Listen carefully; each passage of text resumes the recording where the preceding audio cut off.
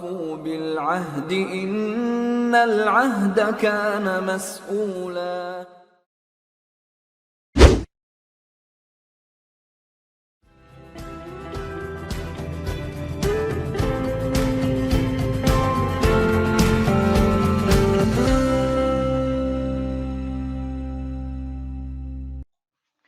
बिस्मिल्लाहिर्रहमानिर्रहीम। Sir IFRS 15 देख रहे थे हम लोग। IFRS 15 revenue from contract with customers.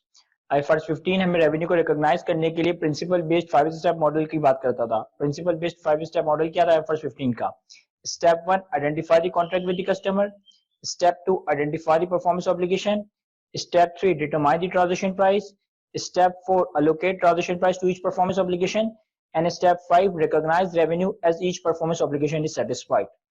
हमने अपने लास्ट लेक्चर में स्टेप 4 डिस्कस कर रहे थे स्टेप 3 डिस्कस कर रहे थे हम, डिटरमाइन द ट्रांजैक्शन प्राइस। तो थोड़ा क्विक रिकैप करते हैं कि हमने अपने लास्ट लेक्चर में क्या बातें कवर की और फिर हम आज के एजेंडा को आगे लेकर चलते हैं। सर स्टेप 3 था हमारे पास determine the transaction price. Transaction price की सबसे पहले हमने डेफिनेशन देखी कि transaction price is the amount of consideration and entity expect to be entitled in exchange for the goods and services. मैंने आपको बताया था कि जो आपने प्राइस या जो आपने जो भी सेलिंग प्राइस है वो अपनी वाउचर में या अपने पंफलेट में या अपनी शॉप पे मेंशन कर रखी है, that is not the transaction price. What is transaction price? Transaction price is the amount that you expect to be entitled. जो आप एक्सपेक्ट करते हो कि आप कस्टमर से रिकवर कर लोगे, जो आप एक्सपेक्ट करते हो कि आपको कस्टमर से मिलेगा, ये आपकी ट्रांजैक्शन प्राइस है। फिर एक और बात मैंने बताई थी, not amount included on behalf of third parties, example sales tax. अगर मैं अपनी प्राइस में किसी और के बिहाफ पे कोई अमाउंट कलेक्ट करता हूं तो ये मेरी ट्रांजैक्शन प्राइस का पार्ट नहीं बनेगा। और उसकी मोस्ट कॉमन एग्जांपल है हमारे पास सेल्स टैक्स। हम अपनी सेल्स ऑफ गुड्स पे, हम अपनी प्रोविजन ऑफ सर्विसेज पे प्रैक्टिकली सेल्स टैक्स चार्ज करते हैं, लेकिन ये सेल्स टैक्स हमारा रेवेन्यू नहीं है, सेल्स टैक्स हमारी इनकम नहीं है, ये हम गवर्नमेंट के बिहाफ पे कलेक्ट करते हैं, तो इसे हम अपनी ट्रांजैक्शन प्राइस की कैलकुलेशन में एक्सक्लूड कर रहे होंगे। फिर आपने बात की थी कि ट्रांजैक्शन प्राइस जो है 4 चीजों से अफेक्ट होगी, 4 चीजों की नेचर, टाइमिंग और अमाउंट की वजह से आपकी ट्रांजैक्शन प्राइस में एडजस्टमेंट आ रही होगी।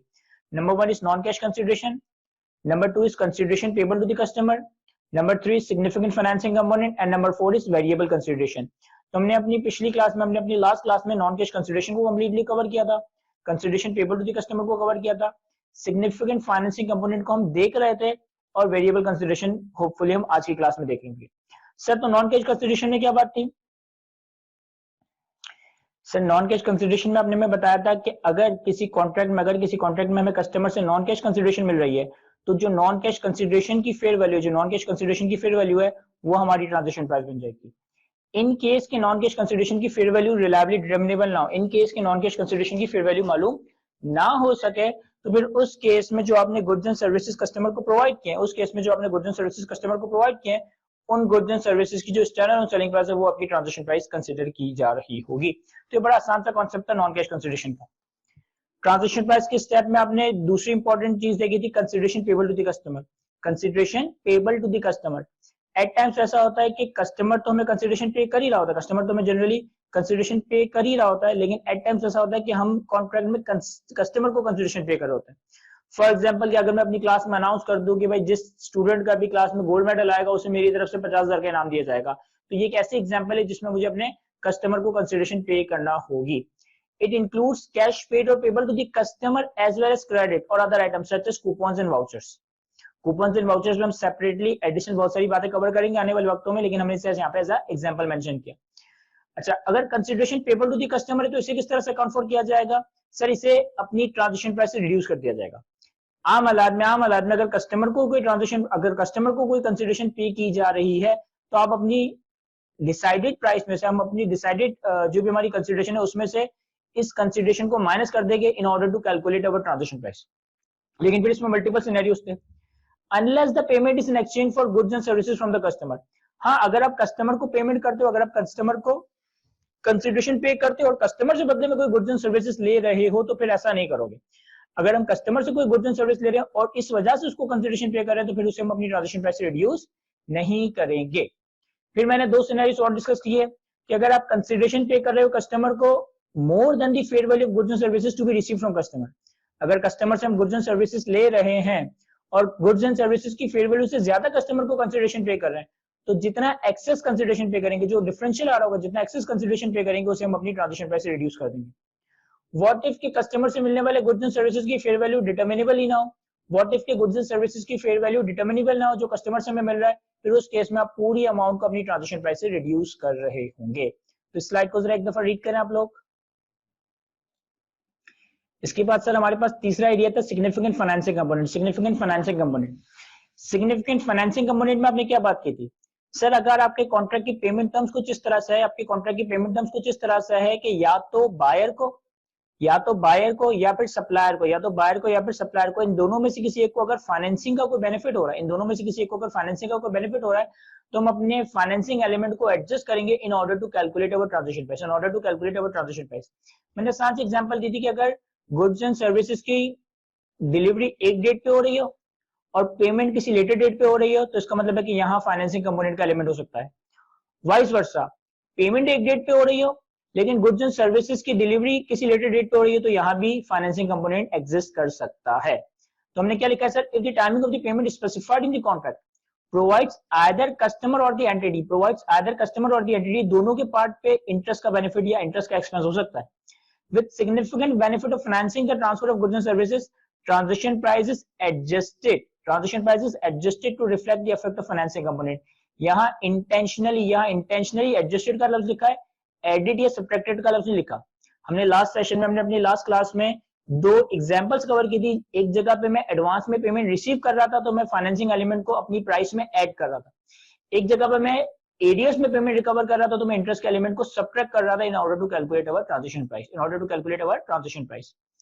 फिर इसने कहा significant financing component can be either explicitly stated in the contract or implied by the payment terms। आपने फैक्ट एंड केस को असेस करना है, आप अपने फैक्ट एंड सर्कमस्टेंसेस को असेस करोगे। हो सकता है इंटरेस्ट की बात, हो सकता है इंटरेस्ट की बात कॉन्ट्रैक्ट में स्पेसिफिकली मेंशन हो सकता है पेमेंट टर्म से इंप्लाई हो रहा हो कि यार इसमें कोई ना कोई सूद का एलिमेंट छुपा हुआ है।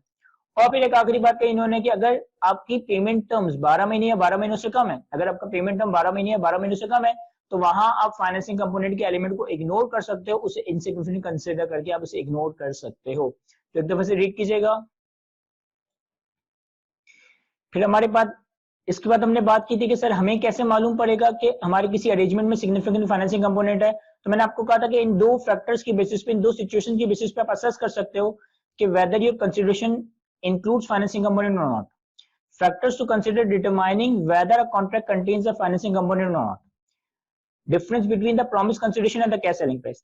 अगर किसी चीज की कैश सेलिंग प्राइस और कॉन्ट्रैक्ट की प्राइस में डिफरेंट आ रहा हो, अगर किसी चीज की cash selling price and contract की प्राइस में डिफरेंट आ रहा हो, तो ये इंडिकेटर, ये एक फैक्टर हो सकता है कि यहाँ कोई फाइनेंसिंग एलिमेंट है। Length of the time between the transfer of goods and services and the payment. अगर पेमेंट डेट अलग है और गुड्स एंड सर्विसेज के कंट्रोल की डेट अलग है, पेमेंट डेट अलग है और गुड्स एंड सर्विसेज के डिलीवरी की डेट डिफरेंट है, तो यहाँ फाइनेंसिंग कंपोनेंट हो सकता है। ये पॉइंट हमने अभी रीड नहीं किया, ये हम एक सवाल के बाद रीड करेंगे। फिर इसके बाद हमने डिस्काउंट रेट के हवाले से कुछ बातें की थी कि डिस्काउंट रेट कौन सा इस्तेमाल होगा जो कि मार्केट टर्म्स को रिप्रेजेंट करे। कि अगर एक आम हालात में आप मार्केट से कोई बोरिंग करते हैं तो बोरिंग के वक्त जो आप पे डिस्काउंट रेट, जो आप पे इंटरेस्ट रेट चार्ज होता, वो आप अपने डिस्काउंट रेट को इस्तेमाल कर रहे होंगे। Discount rate at the time of contract decide किया जाएगा, बाद में उसे रीमेजर वगैरह नहीं किया जाएगा। और एक हमने IFRS 15 की इलस्ट्रेटिव एग्जांपल नंबर 28 रीड की थी, जिसे हमने आज की क्लास में सॉल्व करना था। तो इसे मैं दोबारा से एक दफा रीड करता हूं। कहता है IFRS 15 illustrative example number 28. An entity entered into a contract with a customer to sell the equipment. Control of the equipment transferred to the customer when the contract is signed. The price stated in the contract is 1 million plus 5% contractual rate of interest payable in 3 annual installments of 367,209, payable by the end of each year. Case 1.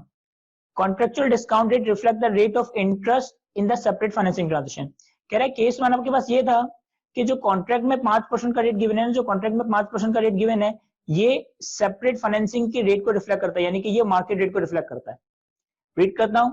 The entity observes that 5% contractual discount rate of interest reflect the rate that would be used in the separate financing transaction between the entity and the customer at contract inception. That is, the contractual rate of 5% reflect the credit characteristics of the customer. आपकी customer के credit characteristics को ये 5% का rate reflect करता है, ये market rate को reflect करता है। केस 1 तो बड़ा सिंपल था। Case 2, case B, contractual discount rate does not reflect the rate in the separate financing transaction, यानी कि अगर मार्केट से अगर नॉर्मल टर्म्स पे कोई लोन वोन लिया जाए तो कस्टमर को कुछ और रेट चार्ज होगा और हमने कॉन्ट्रैक्ट में 5% कुछ अलग रेट चार्ज किया है। बहरहाल the entity observes that 5% contractual rate of interest is significantly lower than the 12% interest that would be used in a separate financing transaction between the entity and the customer at contract inception. So that is the contractual rate of 5% does not reflect the credit characteristics of the customer. ये 5% का rate customer की credit characteristics को represent नहीं करता। आम हालात में customer को 12% पे लोन दिया जाता, लेकिन हमने उसको 5% पे लोन गुड्स जो है ना सेल कर दिए। Generalise the above. तो एक दफा सवाल को रीड करें, फिर हम इसे सॉल्व करते हैं। चलिए इसे सॉल्व करते हैं। इसे हमारे पास IFRS 15 की इलस्ट्रेटिव एग्जांपल नंबर 28 है।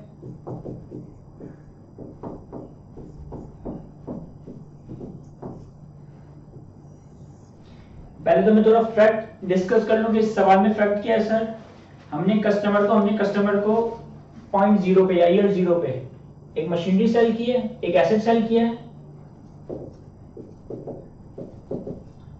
और कस्टमर में 3 इंस्टॉलमेंट पे करेगा।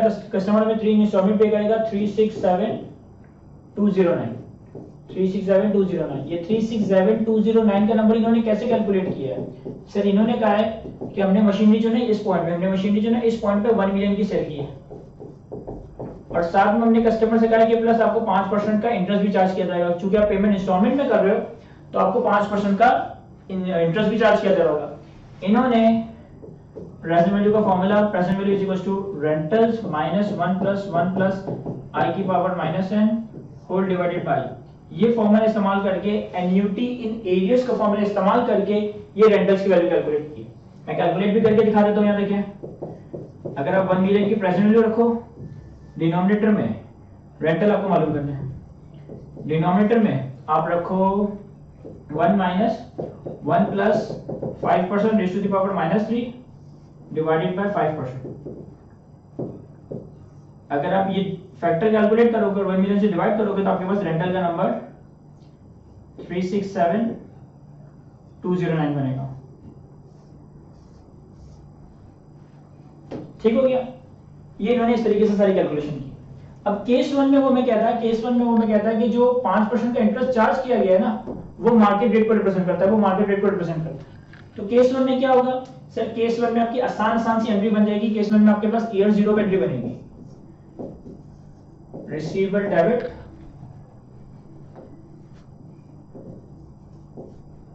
और सेल्स या रेवेन्यू क्रेडिट। कितना? पूरी 1 मिलियन की अमाउंट। अगर 5% का अमाउंट मार्केट रेट को रिप्रेजेंट करता है, कस्टमर के क्रेडिट कैरेक्टरिस्टिक्स को रिप्रेजेंट करता है, तो आप इन कैश फ्लोज की 5% पे डिस्काउंटिंग करेंगे। 5% पे डिस्काउंटिंग करेंगे तो आपके पास 1 मिलियन का अमाउंट ही बन रहा होगा। 5% डिस्काउंटिंग करेंगे तो 1 मिलियन का अमाउंट ही बनेगा। तो डे 1 पे हमारे पास रिसीवेबल डेबिट, रेवेन्यू या सेल्स क्रेडिट हो जाएगा 1 मिलियन। इसके बाद आपको एक अमोर्टाइजेशन शेड्यूल बनाना पड़ेगा।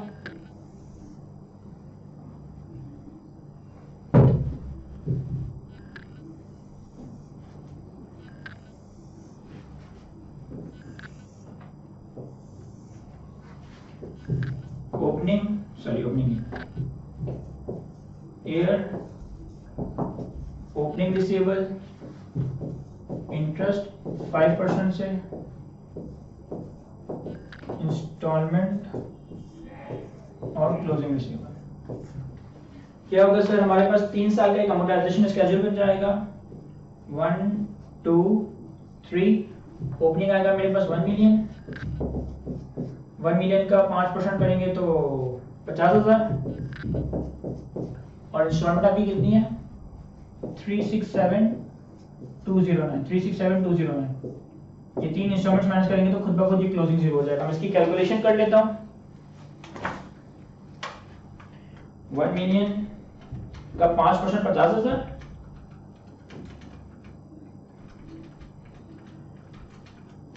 माइनस 367209 तो ये बनता है 682,791।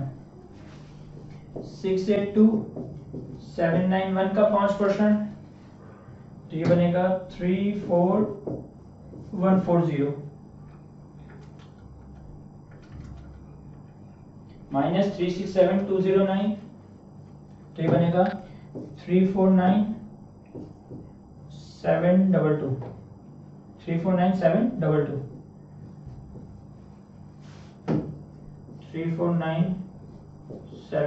349,722 पे इंटरेस्ट चार्ज करेंगे तो ये बनेगा 17,486 और जब रेंटल माइनस होगा तो क्लोजिंग आपके पास खुद ब खुद 0 हो जाना चाहिए। तो क्लोजिंग हमारे पास 0। अब इस केस में हर साल के आखिर में क्या एंट्री बनेगी? सर हर साल के आखिर में एंट्री बनेगी पहले साल के आखिर में। पहले साल के आखिर में हमें रेंटल का पहला इंस्टॉलमेंट मिलेगा, हमें पहला इंस्टॉलमेंट मिलेगा 367,209 का। तो कैश डेबिट 367,209 इंटरेस्ट इनकम पीने में क्रेडिट कितनी? As per amortisation schedule 50,000 as per amortisation schedule 50,000 और रिसीवेबल क्रेडिट और डिफरेंशियल अमाउंट में जितना रिसीवेबल क्रेडिट कर दूंगा बैलेंसिंग नंबर्स। तो बैलेंसिंग बन रहा है 367,209 माइनस 50,000, ये बन रहा है 317,209। सेम इसी तरह की एंट्री आपके पास दूसरे और तीसरे साल के आखिर में बन जाएगी। मैं दूसरे साल की एंट्री बना देता हूं। ईयर 2 पे cash debit 367,209, interest income as per amortisation schedule credit 34140 as per amortisation schedule 34140 और जो बैलेंसिंग है हमारे पास रिसीवेबल आ जाएगा 367,209 माइनस 34140। तो ये आ रहा है हमारे पास 333,069 और मेरे पास इस पे तीसरे साल की एंट्री भी बना देता हूं। चले ईयर 3 पे क्या एंट्री बनेगी? कैश डेबिट 367,209, इंटरेस्ट इनकम पीने में क्रेडिट 17,487 और receivable balancing amount of credit 367,209 minus 17,487। तो ये आ जाएगा 349,722। तो ये हमारा केस 1 कंप्लीट हुआ। केस 1 तो बड़ा सिंपल सा था कि 1 मिलियन की पीवी रखकर ये रेंटल्स की प्रेजेंट वैल्यू भी निकालोगे 5% से तो 1 मिलियन आएगा। अमोर्टाइजेशन शेड्यूल बनाया और ये सारी सिंपल जनरेटरी बना। जल्दी से कॉपी करें तो फिर हम केस 2 सॉल्व करते हैं। अच्छा अब देखें केस बी में कस्टमर को हमने चार्ज किया 5%,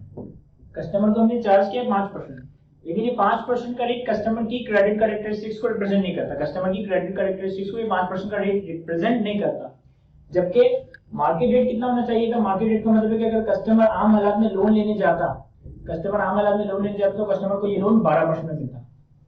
अब इस केस में मुझे क्या करना होगा? सर इस केस में आपने ये करना होगा कि आप अपने कैश फ्लोज की, अब अपने जो डिसाइडेड कैश फ्लोज हैं, हमने कस्टमर को चार्ज 5% किया है, 5% के बेसिस पर हमारा कैश फ्लो क्या कैलकुलेट हुआ? 367,209।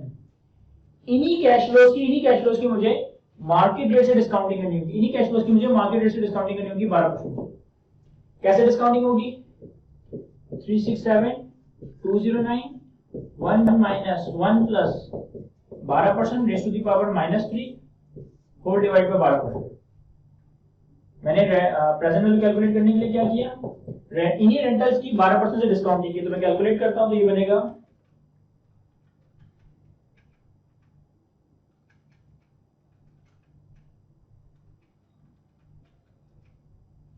डबल 81974 ये हमारे पास प्रेजेंट वैल्यू बन गई।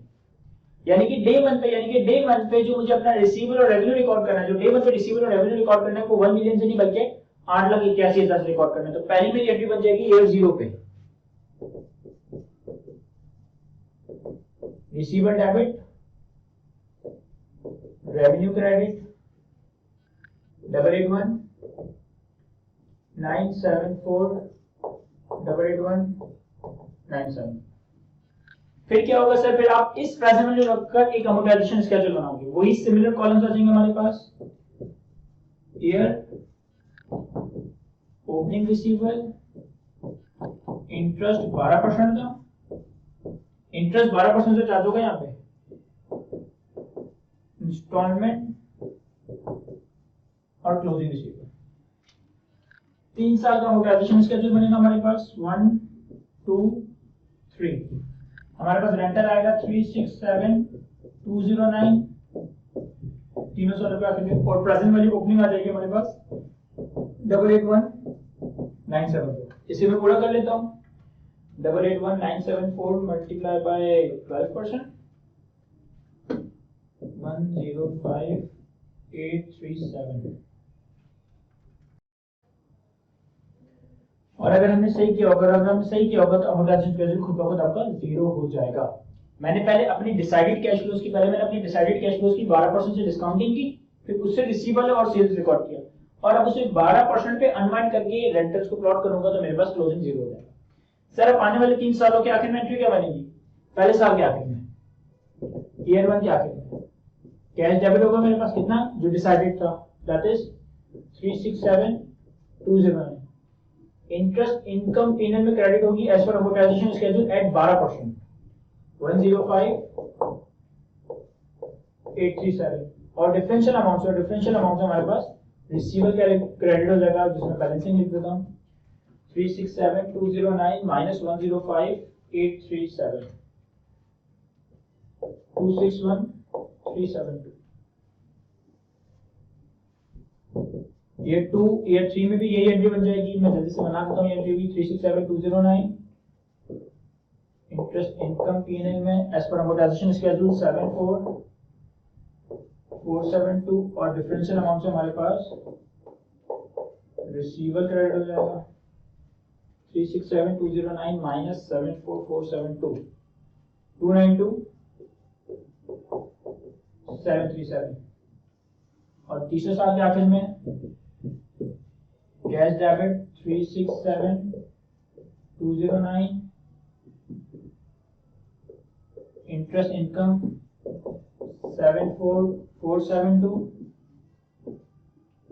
और रिसीवेबल बैलेंसिंग 367। सॉरी इंटरेस्ट का नंबर यही आएगा, इंटरेस्ट का नंबर तो अमोर्टाइजेशन स्केड्यूल आएगा 39343 367209 माइनस 39343 ये बनेगा 327888। तो ये हमने 3 साल की आसान सी एंट्री बनी। जल्दी से कॉपी करें, इन केस को कोई चीज ना समझा तो पूछेगा, अदरवाइज फिर हम आगे बढ़ते हैं। अच्छा, किसी ने सवाल पूछा कि सर यहाँ पे हमने 12% पे वर्किंग क्यों की है जबकि कॉन्ट्रैक्ट में तो 5% का रेट लिखा था। किसी ने सवाल पूछा कि सर केस ए और केस बी में डिफरेंस तो जरा बताएं। देखिए case A and case B दोनों ही केसेस में मैंने कस्टमर से 5% की बात की है, दोनों ही केसेस में मैंने कस्टमर को 5% के रेट चार्ज करने की बात की है। ये तो केस दोनों में, ये वाले इफेक्ट तो दोनों में सेम है। केस 1 में क्या है कि केस 1 में कस्टमर का मार्केट रेट भी 5% ही है, यानी कि कस्टमर अगर मार्केट से लोन लेने जाता तो भी 5% का ही रेट मिलता उसको। यानी कि प्रैक्टिकल लाइफ में अगर वो बोरिंग करता तो फाइनेंसिंग की जो इंपैक्ट है, फाइनेंसिंग का जो कंपोनेंट है, फाइनेंसिंग का जो एलिमेंट है वो किस रेट पे कैलकुलेट होता? 5% पे। तो पहले वाले केस में हमने ऑफर भी 5% किया और एक्चुअल में 5% ही फाइनेंसिंग के एलिमेंट को रिफ्लेक्ट भी कर रहा है, मैंने सारी वर्किंग 5% पे की। दूसरे वाले केस में थोड़ी यूनिक बात हुई है, ये बेसिकली वही रेट है जो आप manufacturer dealer lessor with artificial low rate of interest के केस में पढ़कर आए हो। आप एक लीज में एरिया कवर कर चुके हो ऑलरेडी अपने कैफ लेवल के स्टडीज पे, और फाइनल में हम उसको दोबारा कवर करेंगे कि हम मैन्युफैक्चरर डीलर लेसोर का कॉन्सेप्ट पढ़ते थे with artificial low rate of interest. वहां क्या बात होती थी सर? वहां ये बात होती थी कि हम मार्केट में चल रहा है 12% का रेट, मार्केट में चल रहा है 12% का रेट, हमने कस्टमर को घेरने के लिए, हमने कस्टमर को इंड्यूस करने के लिए लो रेट ऑफर किया, 5% का रेट ऑफर किया। हमने कहा तुम मार्केट से लोन लेने जाओगे तुम्हें 12% का मिलेगा, हम तुम्हें 5% के लोन पे मशीन सेल करते हैं। इसका मतलब ये नहीं है कि मैं अपनी इंटरेस्ट इनकम में अपना रेवेन्यू 5% के हिसाब से रिकॉर्ड करूंगा, नहीं।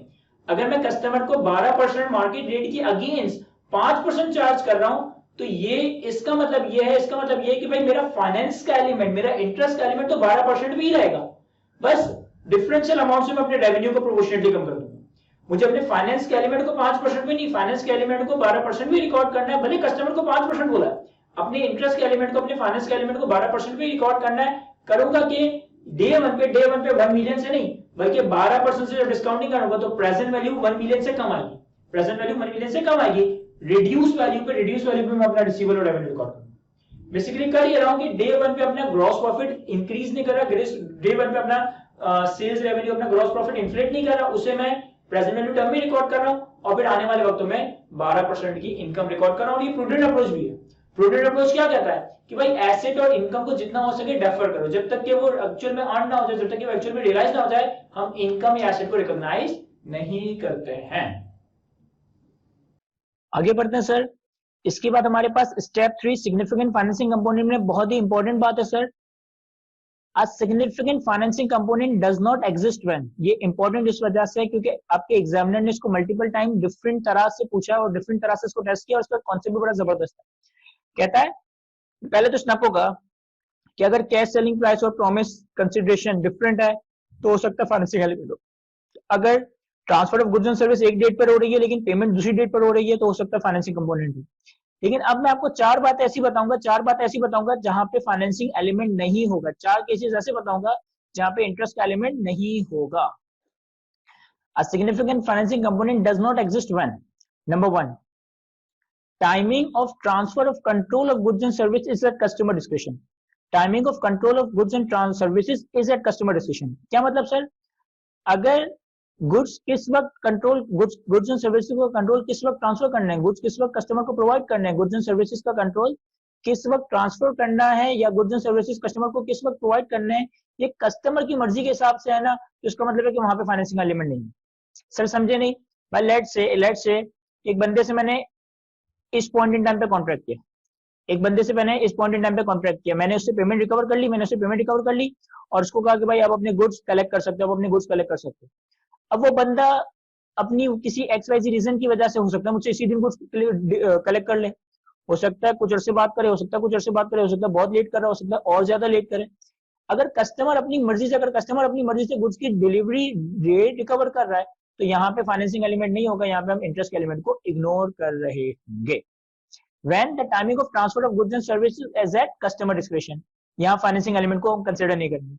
Number 2 consideration is variable and the amount or timing of the consideration is based on factors outside the control of the parties. When consideration is variable and the amount or timing of consideration is based on factors outside the control of the parties. Basically हमें transition price के step में जो चौथा element पढ़ना है वो variable consideration का ही है। तो वेरिएबल कंसिडरेशन की जब मैं एरिया में आऊंगा तो मैं आपको स्पेसिफिकली डिटेल में एक्सप्लेन करूंगा कि यहाँ पे क्या बात हो रही है।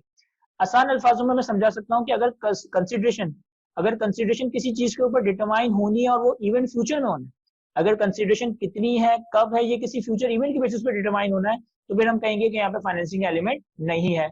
लाइक लेट से कि मैं कहता हूँ कि भाई, जैसे मैंने एग्जांपल दी कि मैंने कहा कि भाई हम जो है ना FFR का कोर्स लेके चलेंगे, जिस स्टूडेंट का गोल्ड मेडल आ रहा होगा उस स्टूडेंट को मैं जो है ना 50,000 रुपए एज अ प्राइस दे रहा हूँ।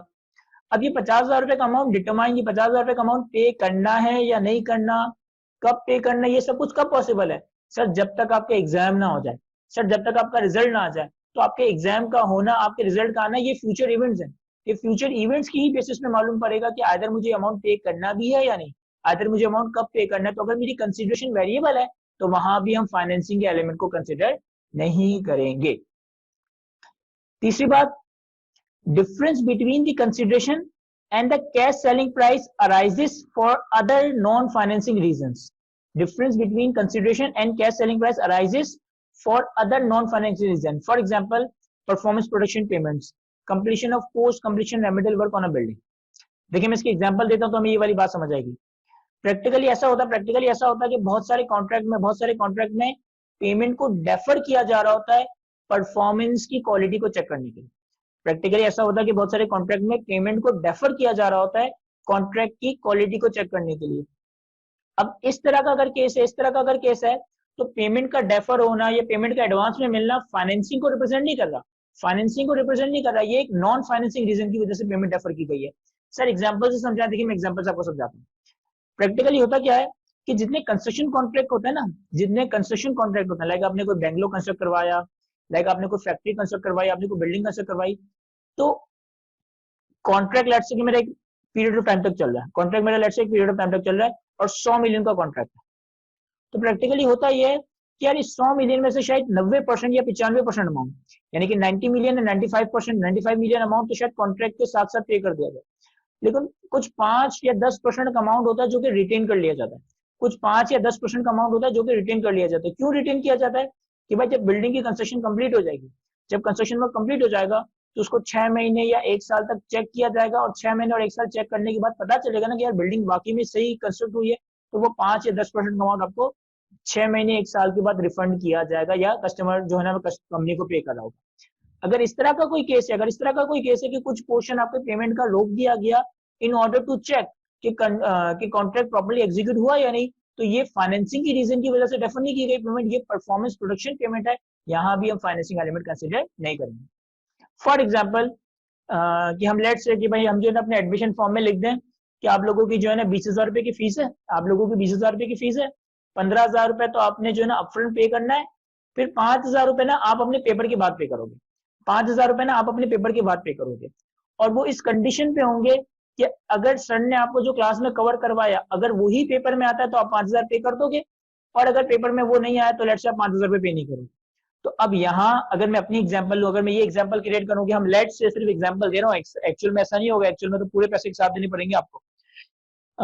कि मैंने अपनी कोर्स में ये लिख दिया कि भाई आप जो है ना 20,000 की फीस में से 15,000 रुपए की फीस अभी पे करना है, बाकी 5,000 रुपए अपने पेपर वाले दिन पे कीजिएगा, जब पेपर आपका लग जाए, जब पेपर में आपको सब कुछ आता हो जो मैंने क्लास में कवर करवाया।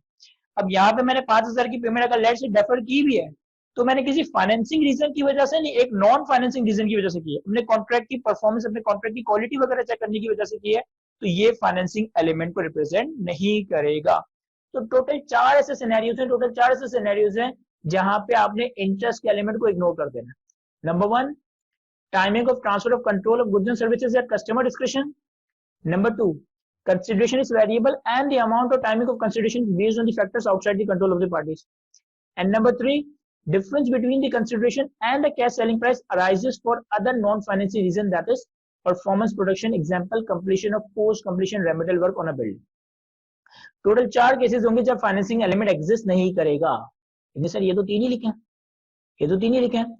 चौथी बात आप खुद नोट करेंगे, चौथी बात आप खुद नोट करेंगे, मैं लिखवा रहा हूं आपको, when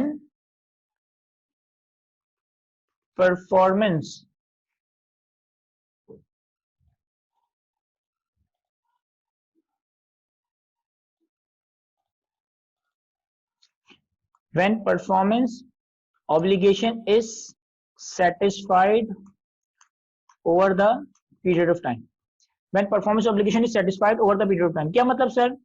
देखिए मैं आपको एक्सप्लेन करता हूं, आसान से एग्जांपल उसके बाद नोट कीजिएगा। भाई हमारा एफएफआर का कोर्स तकरीबन जो है ना 10 महीने चलेगा, तकरीबन 10 महीने से 1 साल के करीब करीब चले। अब जैसे ही डेमो लेक्चर खत्म होंगे, जैसे 5-6 क्लासेस के डेमो लेक्चर खत्म होंगे, एडमिन आपसे कहेगी कि भाई फी पे करो, अदरवाइज आप लेक्चर नहीं दे सकते। आपने लेट से कि कोर्स के स्टार्ट में मुझे 20,000 रुपए की फी पे कर दी, आपने कोर्स के स्टार्ट में मुझे 20,000 रुपए की फी पे कर दी, लेकिन हमारा कोर्स कैसे चलेगा सर? हमारा कोर्स तो पूरे 10 महीने में चल रहा होगा, over the period of time चल रहा होगा। क्या यहाँ पे फाइनेंसिंग एलिमेंट है? क्या यहाँ पे फाइनेंसिंग एलिमेंट है? The answer is no, the answer is no, यहाँ पे फाइनेंसिंग एलिमेंट नहीं है। अगर goods and services over the period of time transfer किए जा रहे हैं, अगर goods and services over the period of time transfer किए जा रहे हैं, तो यहाँ पे फाइनेंसिंग एलिमेंट को कंसीडर नहीं करेंगे, यहाँ पे आप सूद के एलिमेंट को इग्नोर कर दोगे when the performance obligation is satisfied over time. इस बात को लाजमी नोट करें। तो फिर जो है ना हम आगे बढ़ते, बल्कि इस पे एक एग्जांपल रीड करेंगे और फिर हम मजीद प्रैक्टिकल क्वेश्चंस देखेंगे। लेकिन पहले इस पॉइंट को जो है ना अपने पास कॉपी करें। सर कुछ स्टूडेंट ने कहा कि हमें थोड़ा वेरिएबल कंसीडरेशन वाला पॉइंट एक्सप्लेन करें। देखिए वेरिएबल कंसीडरेशन वाला पॉइंट हम डिटेल में डिस्कशन करेंगे इसकी जब स्टेप 3 के चौथे एलिमेंट पे आएंगे। स्टेप 3 था हमारा डिटरमाइन द ट्रांजैक्शन प्राइस।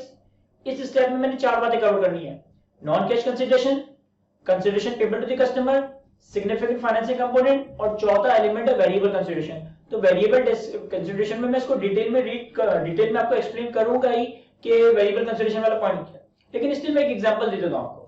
हमने पढ़ा कि significant financing component does not include, significant financing component does not exist where the consideration is variable, कि अगर आपकी कंसीडरेशन वेरिएबल है तो वहां फाइनेंसिंग एलिमेंट नहीं हो।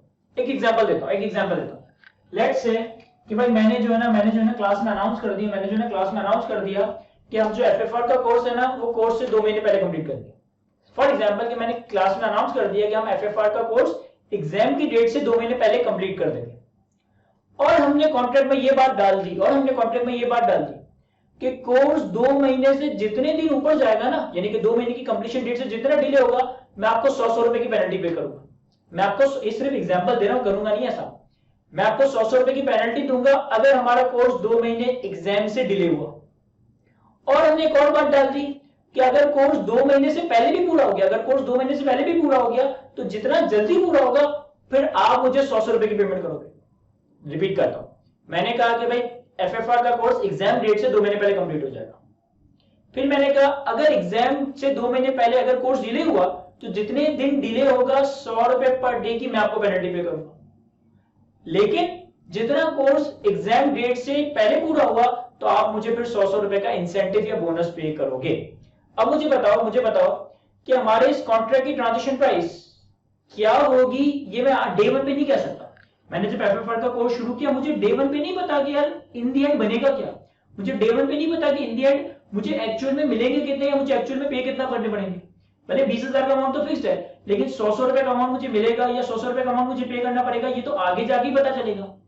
इसको कहते हैं वेरिएबल कंसिडरेशन। जो किसी फ्यूचर इवेंट पे डिपेंडेंट हो, कंटिंजेंट हो। सर फ्यूचर इवेंट क्या है? सर फ्यूचर इवेंट है कोर्स का टाइम पे या लेट कंप्लीट होना, कोर्स का टाइम पे जल्दी या लेट कंप्लीट होना। अगर कोर्स जल्दी कंप्लीट हो गया तो मैं आपसे 100 रुपए रिकवर करूंगा, मेरी ट्रांजेक्शन प्राइस बढ़ जाएगी। अगर कोर्स टाइम पे कंप्लीट हुआ, नो पेनल्टी नो बोनस। अगर कोर्स लेट कंप्लीट हुआ तो फिर मैं आपको 100 रुपए पे करूंगा, मेरी ट्रांजेक्शन प्राइस कम हो जाएगी। तो अगर ट्रांजिशन प्राइस का एलिमेंट या ट्रांजिशन प्राइस इटसेल्फ वेरिएबल है तो फिर वहां हम फाइनेंसिंग एलिमेंट को इग्नोर कर देंगे, क्योंकि जब तक वो इवेंट ही नहीं होगा हमारी ट्रांजिशन प्राइस मालूम नहीं होगी। अगेन ये वेरिएबल कंसीडरेशन वाला पॉइंट है कि सेपरेट एजेंडा है। स्टेप 3 का पॉइंट नंबर 4 है, जिसपे हमारी डिटेल कुछ 1-1.5 क्लासेस लग रही होगी। अच्छा फिर मैं डिस्कस करता हूं जो मैंने पॉइंट नंबर 4 आपको लिखवाया। पॉइंट नंबर 4 क्या था? Financing component does not exist. Financing component does not exist when performance obligation is satisfied over time. अगर आपकी performance obligation over the period of time satisfy हो रही है तो वहां पे जो है ना आपका फाइनेंसिंग एलिमेंट एग्जिस्ट नहीं करता है। तो चौथा पॉइंट हमने लिखा significant financing component does not exist when the performance obligation is satisfied over time. इसकी एग्जांपल आपने क्या बताई सर? इसकी एग्जांपल आपने ये बताई कि लेट्स से कि भाई हमारा एफएफआर का कोर्स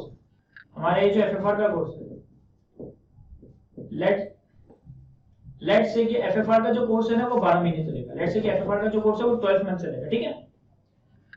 एडमिन ने आपसे कहा कि भाई डे 1 पे आपको फीस तो पूरी देनी पड़ेगी। एडमिन ने आपसे कहा कि डे 1 पे आपको 20,000 देने पड़ेंगे, लेकिन मैं आपको सर्विसेज कैसे प्रोवाइड करूंगा? सर सर्विसेज में आपको डे 1 पे पूरी प्रोवाइड नहीं करूंगा, सर्विसेज में आपको थोड़ी करके over the period of 12 month provide कर रहा हूं। सर्विसेज में आपको over the period of 12 month provide कर रहा हूं। अगर गुड्स एंड सर्विसेज, अगर परफॉर्मेंस ऑब्लिगेशन का नेचर ऐसा है कि वो over the period of time satisfy हो रही है तो इस over the period of time में भी हम फाइनेंसिंग एलिमेंट को कंसीडर नहीं करते हैं। ये तो बड़ी सिंपल सी एग्जांपल थी। अब जो एक अहम बात बताने चाह रहा हूं उसको गौर से सुनिएगा, उसको नोट भी करना है आपने। लेट्स से कि भाई हमारे स्कूल ने फाइनल के एडमिशन लॉन्च किया, ठीक है। हमने कहा कि भाई जो है ना, सुनिएगा एग्जांपल, हमने कहा कि भाई जो है ना एफएफआर और बीएफडी की पर सब्जेक्ट की फीस है 20,000। एफएफआर और बीएफडी की पर सब्जेक्ट की फीस है 20,000। अगर कोई स्टूडेंट, ये एग्जांपल दे रहा हूं, अगर कोई स्टूडेंट एफएफआर और बीएफडी का पैकेज लेता है, तो 2 सब्जेक्ट के कितने होने चाहिए? 2 सब्जेक्ट के होने चाहिए 40,000। हमने कहा कि भाई हम जो है ना 30,000 चार्ज करेंगे। यानी कि 15,000 एफएफआर के, 15,000 बीएफडी। एक सब्जेक्ट की फीस है 20,000, 2 सब्जेक्ट की बनती है 40,000, लेकिन हमने कहा कि अगर कोई बंदा पैकेज लेता है तो हम उसको 30,000 चार्ज करेंगे, यानी कि 15,000 एफएफआर के, 15,000 बीएफडी। और हमने उससे कहा कि करना ये होगा कि आपको जो है ना आज पूरे 30,000 पे करने होंगे। होगा ये कि पहले एक साल में आपको एफएफआर का कोर्स पढ़ाया जाएगा। फिर अगले 6 महीने में मैं कर देता हूं ईयर 1.5 मैं कर देता हूँ ईयर 1.5। अगले 6 महीने में आपको बीएफडी का कोर्स पढ़ा दिया जाएगा, आपको बीएफडी का कोर्स पढ़ा दिया जाएगा। हमने अरेंजमेंट क्या बनाया है कि 30,000 रुपए आपने रिकवर किए, एफएफआर और बीएफडी दो सब्जेक्ट यानी कि 15,000 रुपए। एफएफआर का पढ़ाना यहाँ शुरू हो जाएगा, यहाँ खत्म होगा, बीएफडी का पढ़ाना यहाँ शुरू होगा और यहाँ खत्म हो जाएगा, ठीक है। लेकिन ये जो 30,000 रुपए है, ये जो 30,000 रुपए है, ये आपको अपफ्रंट पे करने हैं यहाँ पे। अब गौर से समझेगा मेरी बात को, इस 30,000 में से जो 15,000 है जो कि एफएफआर के, ये मैंने आपसे यहाँ रिकवर किए, और यहां से ही सर्विसेज प्रोवाइड करना शुरू कर दी, तो इस 15,000 में तो फाइनेंसिंग एलिमेंट नहीं है, क्यों? पैसे रिकवर किए और सर्विसेज प्रोवाइड करना शुरू कर दी। लेकिन जो इस 15,000 में से इस 30,000 में से मैंने आपसे 15,000 रिकवर किए थे बीएफडी के, बीएफडी का पढ़ाना शुरू कब होगा? सर बीएफडी का पढ़ाना शुरू यहां होगा, ये होगा बीएफडी का पढ़ाना, ये शुरू होगा यहाँ पे। 15,000 में से लेकर रहा हूं सर, 15,000 आप ले रहे हो यहाँ पे। बीएफडी की कोर्स की फी, बीएफडी इवन तो बीएफडी पढ़ाया जाएगा over the period of time, लेकिन वो टाइम पीरियड यहाँ आ रहा है। मैंने पेमेंट तुमसे एक साल पहले ले ली, तो इसका मतलब है कि इस 15,000 के अंदर भी अब फाइनेंसिंग कंपोनेंट एग्जिस्ट करता है। बताने ये चाह रहा हूं कि अगर पेमेंट हुई, गुड्स एंड सर्विसेज प्रोवाइड होना शुरू हो गई। अगर goods and services over the period of time भी प्रोवाइड की जा रही है, फाइनेंसिंग एलिमेंट नहीं है। लेकिन अगर पेमेंट यहां हो रही है, सर्विसेज का प्रोवाइड होना यहां शुरू हो रहा है और फिर services over the period of time चल रही है, तो इस अरसे में जब कुछ भी प्रोवाइड नहीं किया गया, वहां फाइनेंसिंग एलिमेंट होगा। तो आई होप कि ये एग्जांपल आपको समझा पाया हूं। ये एग्जांपल मैंने इसलिए क्रिएट किए यहाँ पे क्योंकि इससे मिलता जुलता एक पास पेपर आया है एग्जाम में आपके, तो वो पास पेपर भी हम देखेंगे इंशाल्लाह, लेकिन ये एग्जांपल को आपने लाजमी पहले नोट करना है अपने पास। सर इस स्लाइड को एक दफा अच्छे से रीड कीजिएगा, तो फिर हम इस पॉइंट नंबर 3 पे एक आईएफआरएस की एग्जांपल को रीड करते हैं। पहले स्लाइड को अच्छे से रीड करें हम। यहाँ देखिए सर, इस एक्सेप्शन नंबर 3 पे एक सिनेरियो रीड करते हैं। बेसिकली आपके आईएफआरएस की एग्जांपल है, example number 30।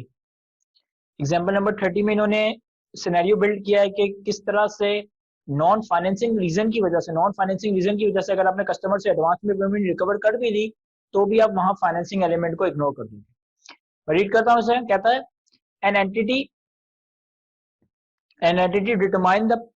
a technology product manager enters into a contract with a customer to provide global telephone technology support and repair coverage for the 3 years along with its technology product. एक contract हुआ हमारा customer के साथ, जिसके तहत customer को कोई technology provide करनी है, सपोर्ट प्रोवाइड करनी है और ये सारी चीजें प्रोवाइड करनी है। The customer purchases this support service at the time of buying the product. The customer purchases the support services at the time of buying the product. Consideration for the service is an additional 300. और हमने customer को जब support service दे रहे हैं ना, उसके पैसे 300 रुपए हैं। Customer electing to buy this service must pay for it upfront. That is monthly payment option is not available. अगर एक कस्टमर को सपोर्ट सर्विसेज चाहिए, यानी कि उसको 300 रुपए एडिशनल देने पड़ेंगे और 300 रुपए उसको एडिशनल अपफ्रंट पे करने पड़ेंगे। कोई मंथली कोई इंस्टॉलमेंट का सीन नहीं है, ठीक है sir. The entity charges a single upfront payment. The entity charges a single upfront amount, not with the primary purpose of obtaining financing from the customer, but instead to maximize its profitability, taking into consideration the risk associated with provided services. कह रहा है ये जो हमने आपके सामने case बताया ना, हमने आपको एक केस के फैक्ट बताए, ये इस वजह से है कि कस्टमर अपफ्रंट पेमेंट इसलिए लेती है, इसलिए नहीं कि हमें कस्टमर से कोई लोन चाहिए, इसलिए नहीं कि हमें कस्टमर के किसी एडवांस की जरूरत है, इसलिए कि हम अपना प्रॉफिट एक मैक्सिमाइज कर सकें। वो प्रॉफिट मैक्सिमाइज किस तरह होगा वो थर्ड पैरा में बताएगा।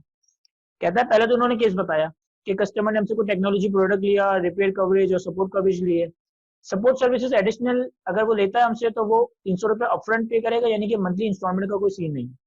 फिर उन्होंने कहा कि जो 300 रुपए हम अपफ्रंट ले रहे हैं, ये कोई लोन की नियत से या फाइनेंसिंग की नियत से नहीं ले रहे, ये किसी और नियत से ले रहे। वो नियत क्या है वो यहाँ मैं आपको थर्ड पैरा में बताता हूँ। स्पेसिफिकली इफ कस्टमर कुड पे monthly, they would be less likely to renew, and the population of customers that continue to use the support service in the later year may become smaller and less diverse over time. That is, customers that choose to renew historically are those that make greater use of the service thereby increasing the cost of the entity।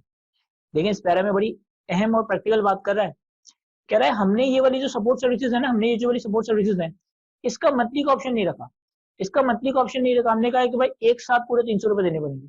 हमने ऐसा क्यों किया, हमने ऐसा क्यों किया है, इस वजह से कि अगर हम मंथली पेमेंट रख दें ना, अगर हम मंथली पेमेंट रख दें तो फिर हमारे जो कस्टमर रिन्यूअल करवाएंगे ना उनका नंबर डिक्रीज हो जाता है। हमारे जो कस्टमर रिन्यूअल करवाएंगे ना उनका नंबर डिक्रीज हो जाएगा। बहुत सारे कस्टमर होंगे जो रिन्यू नहीं करवाएंगे, एक बात तो ये। और फिर वो लोग और फिर वो कस्टमर जो कि रिन्यू करवाएंगे वो कस्टमर होंगे जो बहुत ज्यादा यूज करते हो। वो कस्टमर होंगे जो भाई अगर लेट से कि तुम लेट से कोई 1 साल का पैकेज करवाते हो, अगर तुमको 1 साल का पैकेज करवाते हो तो तुम जब डे 1 पे पैसे पे करते हो ना तो तुम्हें वो बात याद रहती है, कि तुमने अभी इतने सारे पैसे दिए, तो तुम शायद पहले महीने ज्यादा इस्तेमाल करते हो। लेकिन जैसे जैसे वक्त गुजरता रहता है तो हम उसकी यूजेज को कम कर देते हैं। लेकिन अगर किसी चीज की पेमेंट तुम मंथली करो, तो मंथली पेमेंट करते हैं तो हमें याद रहता है बार बार कि यार हमने अभी पे किए, तो मैंने जो है ना इस प्रोडक्ट को ज्यादा इस्तेमाल करना है। फॉर एग्जाम्पल मैं अपनी एग्जाम्पल बताता हूँ कि मैंने जो है ना एक इंटरनेशनल बॉडी है IFRS बॉक्स के नाम से, उसकी सब्सक्रिप्शन करवाई है। कुछ अराउंड में एनुअल उसके ठीक ठाक अमाउंट पे करता हूँ। अब मैं क्या करता हूँ कि उसकी अमाउंट ना बहुत हैवी पे कर रहा हूँ, तो जब भी मैं सब्सक्रिप्शन करवाता हूँ ना तो पहले महीने या पहले हफ्ते तो मैं उसकी बहुत सारी वीडियोस बैठ के देख रहा होता हूँ, मुझे गम लगा हुआ होता है कि यार मेरी जेब से इतना सारा पैसा गया, तो मैं जो है ना इसका बेनिफिट बहुत सारा हासिल करूँ। लेकिन जैसे जैसे वक्त गुजरता रहता है ना तो मैं उसका यूजेज कम कर देता हूँ। इवन कुछ महीने तो फिर ऐसे भी गुजरते हैं जब मैं पूरा महीना अपने पैकेज को खोल के देखता भी नहीं। तो एक इंसान की साइकी होती है कि अगर वो मंथली पेमेंट वगैरह कर रहा हो तो उसको याद रहता है कि यार मैंने पैकेज करवाया हुआ है, मैं बार बार इसको यूज करूँ, ज्यादा यूज करूँ। लेकिन अगर आप कोई लॉन्ग टर्म पैकेज एक साथ करवा लो ना तो वक्त के साथ साथ फिर हमारी यूजेज कम हो जाती है।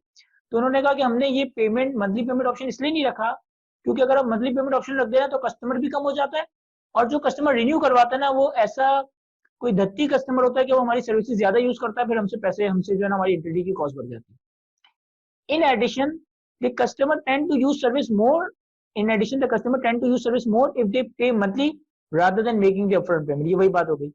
Finally, the entity would incur higher administrative costs such as costs related to administrating renewal and the collection of monthly payment। और अगर हम मंथली प्लान की तरफ जाएंगे ना तो हमारी एडमिनिस्ट्रेशन कॉस्ट भी बढ़ेगी, कलेक्शन चार्ज भी बढ़ेंगे। तो इन सारे रीजन की वजह से हमने जो है ना पेमेंट मंथली का ऑप्शन ही नहीं रखा, हम एनुअल अपफ्रंट पेमेंट लेंगे। अब यहाँ इन्होंने आपके सामने पूरे केस डिस्कस किया, डिटरमाइन द ट्रांजिशन प्राइस। क्या आप इन्हें बताएं कि क्या इस 300 के अंदर फाइनेंसिंग का एलिमेंट होना चाहिए, इस 300 के अंदर सिग्निफिकेंट फाइनेंसिंग कंपोनेंट है? The answer is no. इस 300 के अंदर सिग्निफिकेंट फाइनेंसिंग कंपोनेंट नहीं है। क्यों? क्योंकि 300 की अपफ्रंट पेमेंट कोई लोन की नीयत से, कोई फाइनेंसिंग की नीयत से नहीं, बल्कि इस नीयत से ली जा रही थी। तो यहाँ पे हम फाइनेंसिंग कंपोनेंट को फिर हम इग्नोर कर रहे होंगे। एक दफा आप लोग ये केस पढ़ ले तो फिर हम अगले केसेस की तरफ बढ़ते हैं।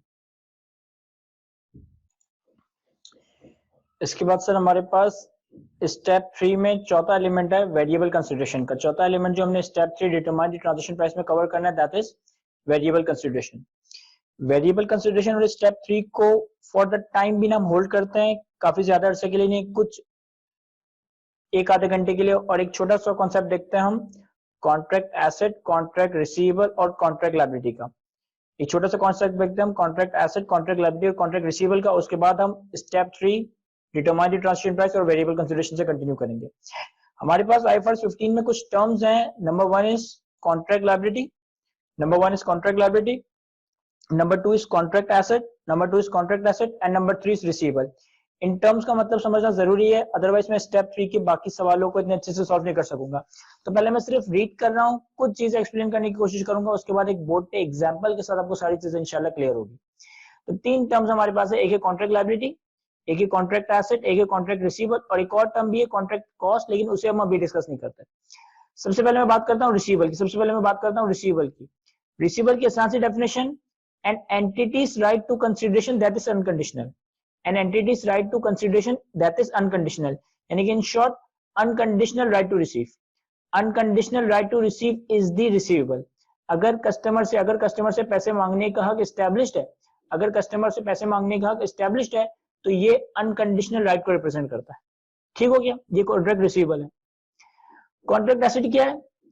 An entity's right to consideration in exchange for goods and services that it has transferred to the customer when the right is conditioned on something other than the passage of time।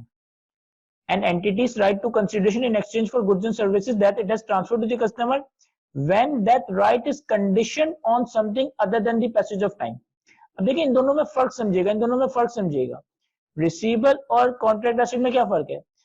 अगर unconditional right to receive है, यानी कि customer से पैसे मांगने का हक establish हो चुका है, ये रिसीवेबल है, कॉन्ट्रैक्ट एसेट क्या चीज है? आपने कस्टमर को गुड्स एंड सर्विसेज प्रोवाइड कर दिए हैं, लेकिन जो पैसे मांगने का हक है, जो पैसे मांगने का राइट है, ये अभी कंडीशनल है, किसी ना किसी चीज पे कंडीशन होगा, तो फिर ये कॉन्ट्रैक्ट एसेट है। अगर कस्टमर से मैं बिला झिझक पैसे मांग सकता हूं तो दैट इज रिसीवेबल। अगर मैंने कस्टमर के लिए गुड्स एंड सर्विसेज प्रोवाइड कर दी है लेकिन पैसे नहीं मांग सकता, किसी चीज पे कंडीशन है मेरा पैसे मांगने का हक, तो फिर ये कॉन्ट्रैक्ट एसेट को रिफ्लेक्ट करेगा। अगेन अभी सिर्फ मैं थ्योरी रीड कर रहा हूं, एक एग्जांपल जब दूंगा तो सारी चीजें क्लियर हो जाएगी इंशाल्लाह।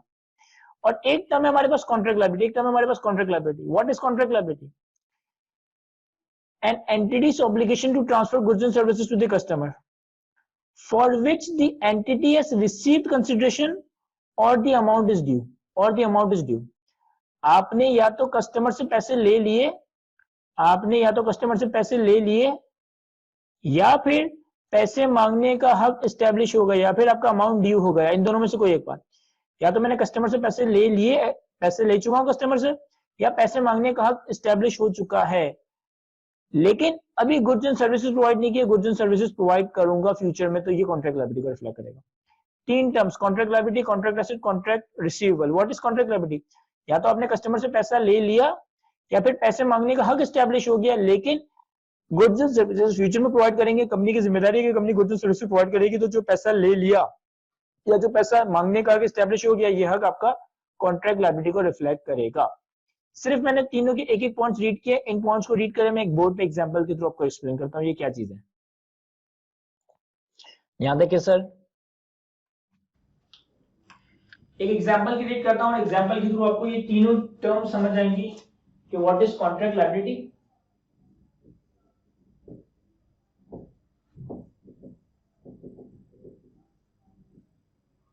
What is contract asset and what is receivable या कॉन्ट्रैक्ट रिसीवेबल। इन तीनों चीजों को हम एक साथ एक एग्जांपल में समझेंगे अच्छे से। लेट्स से कि हमने जो है ना एफएफआर का बैच शुरू किया, ठीक है। हमने एफएफआर के बैच की फीस रखी 20,000 रुपए, हमने एफएफआर के बैच की फीस रखी 20,000, और हमने कहा कि ये जो बैच का टाइम है ना, ये जो ड्यूरेशन है वो होगा 10 मंथ्स कि 10 महीने में आपको ये बैच पढ़ाया जाएगा, ठीक है। और हमने ये कह दिया कि भाई ये लेट्स से कि ये बैच शुरू हुआ, ये हमारा जो है ना मंथ 0 और ये मंथ 10 है, कि 10 महीने के अरसे में आपको ये पूरा बैच कवर करवाया जाए, ठीक है। अच्छा, एक चीज तो आप लोगों को मालूम है कि IFRS 15 में रेवेन्यू रिकॉग्नाइज होता है when the performance obligation satisfied. जब कस्टमर को परफॉर्मेंस ऑब्लिगेशन सेटिस्फाई होती है, जैसे कस्टमर को परफॉर्मेंस ऑब्लिगेशन सेटिस्फाई होती है, चाहे वो गुड्स हो चाहे वो रेवेन्यू, जैसे कस्टमर को परफॉर्मेंस ऑब्लिगेशन सेटिस्फाई होगी, वैसे आपका रेवेन्यू रिकॉग्नाइज होगा। ये बात हमें मालूम।